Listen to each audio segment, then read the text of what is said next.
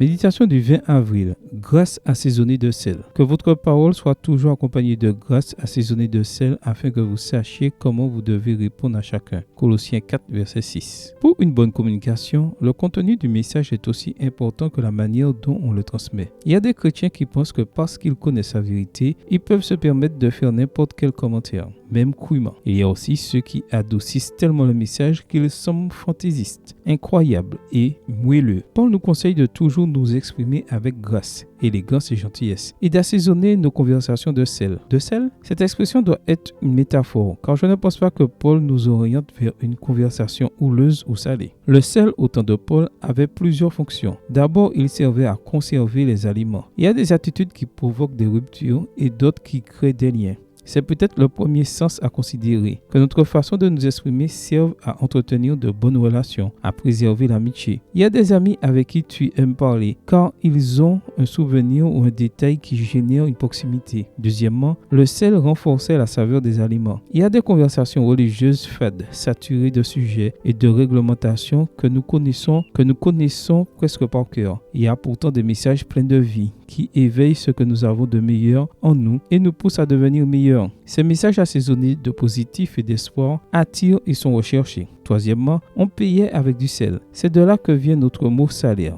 Peut-être pourrions-nous penser que faire référence au mérite d'une personne peut être négatif et sous la pression de cette idée, nous ne disons généralement pas combien nous apprécions ce que quelqu'un fait ou est. Nous ne faisons que louer Dieu, mais sommes-nous généreux en affection et en parole avec les gens parce que nous les apprécions? Quatrièmement, le sel était utilisé pour soigner. Nos paroles guérissent-elles? Nos attitudes soignent-elles? Nos regards guérissent-ils? Il y a des paroles qui sont comme un baume dans les moments de besoin, comme elles nous font du bien. C'est intéressant et vu de cette manière, il est très positif d'ajouter une pincée de sel à notre grâce. Nous avons un message spectaculaire et le transmettre réclame le meilleur de nos capacités. Une attitude convenable, une parole appropriée, un sourire opportun peuvent modifier la réaction d'une personne, faciliter son rapport à la vérité. Maintenant tu le sais, lorsque tu t'apprêtes à parler de la grandeur de la grâce du Seigneur, assaisonne tes propos d'une pincée de sel. Amen. Bonne journée à toi et que le Seigneur te bénisse.